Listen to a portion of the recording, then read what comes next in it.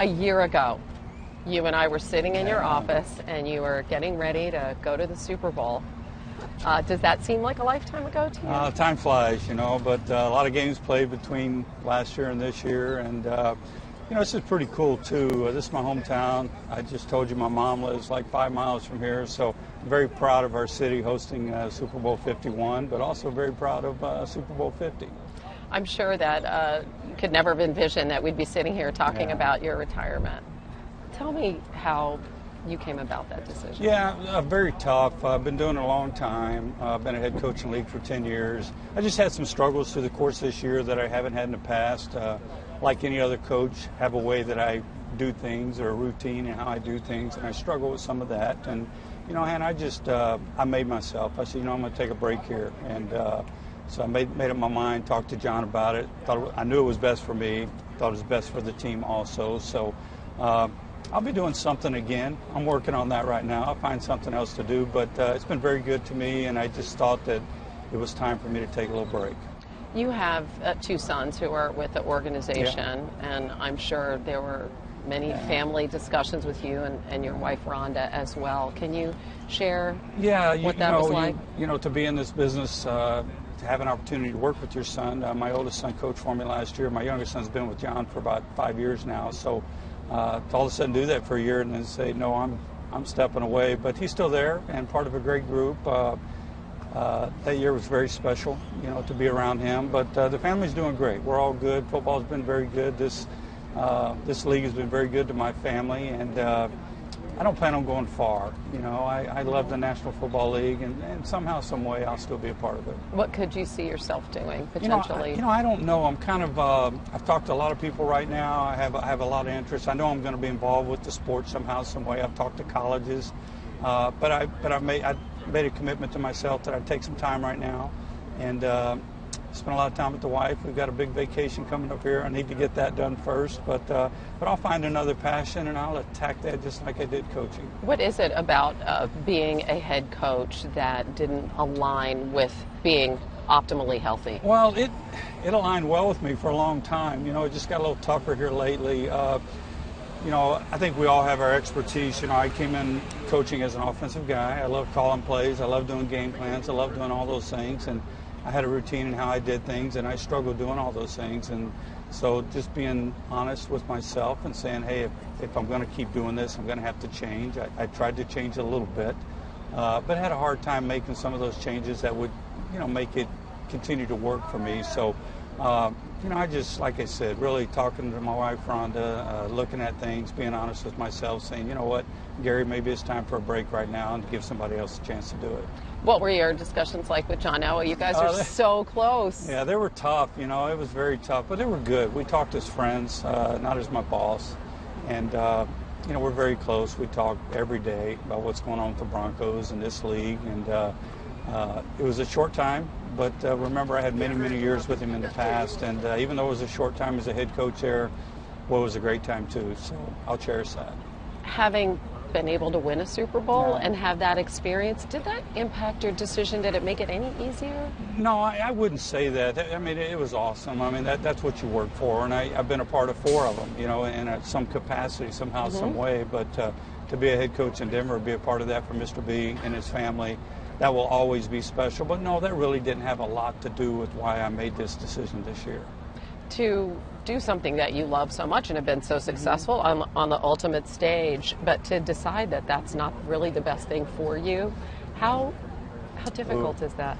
I can't. I mean, it was so difficult. I'll try not to go there too much because I get emotional thinking about it, but it was very tough because there's great people in this league, and this the National Football League is the greatest place to compete, against great coaches with great players. Be a part of things with people like yourself and the relationships that you have, and to step away from that is very, very difficult. But somehow something tells me maybe I'm not totally stepping away from it, that I'll be involved somehow, some way. But not as a head coach? No, I think my next venture is going to be outside of coaching, so I've got to decide what that is. But had some great conversations. We'll see what happens. Your players reacted so strongly to the news. Emmanuel Sanders with an Instagram post. Von Miller wrote a beautiful article talking about wanting to continue the work and the mission that you instilled in him. What sort of impact do you think that you had on those men that you coached? That's why you coach. It's great to win. It's great to have some rings sitting in a safety deposit box somewhere. But you coach to influence people, to influence life, to influence kids. And, my time with those guys you just mentioned was brief, but it was special. And yet I talked to all these guys around the league that I've had the opportunity to coach, the coaches that I've had a chance to work with each and every day. So that's why you do what you do. And, I'll always cherish those things and those relationships that I've had. You know better than anyone what these coaches are going through this week. Bill Belichick has had so much success, and as you watch him and understand what it takes to win a Super Bowl and looking at what he has done, what do you appreciate most? Oh, God. When you look at the numbers, what is this? Is this 7 for Bill? Or I think I looked at, Tom, 11 out of 16 years or something in the AFC Championship, and here we go again. But they're so consistent in what they do and their approach, and that all goes back to Bill and the organization. I have great respect for him. Had a chance to compete against him. That's what you really enjoyed, competing against him. Could you find a way to be successful against him and his team? You have been successful against the Patriots. What is it lucky. like to? Oh, okay, sure, you can put it that way.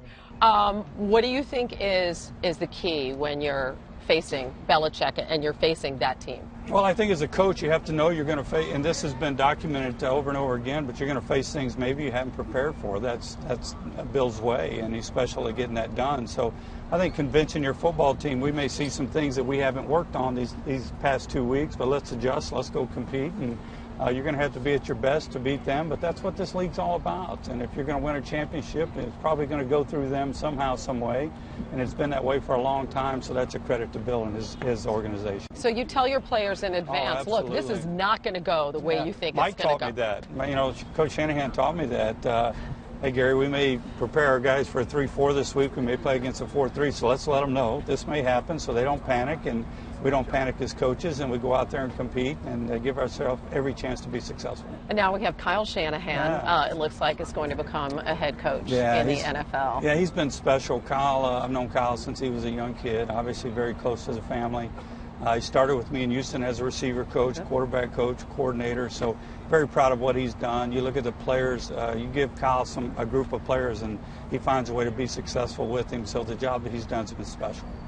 What do you think is going to happen on Sunday? Oh, I don't know. I think it's going to be a great football game because these two teams are both playing at a championship level right now, but two well-coached teams, great place to have it. I won't go to the prediction deal. I'm not ready to go there, but I think the key to the game when I look at it, I think, is Atlanta's ability to run the football, and Kyle's got the people to do it, so Bill will challenge them to do that, so let's see what happens. And when you look back on a year ago, what's your favorite memory? God, that's a tough one. I think being with my family after the game. I told you I just left my mom's house. She was on the field with me after that game, so that was really special, and that doesn't happen very often. Wish you good health, happiness, I'm good, more Hannah. so than anything. And I appreciate that. all the best. All the best to you. I appreciate you having me.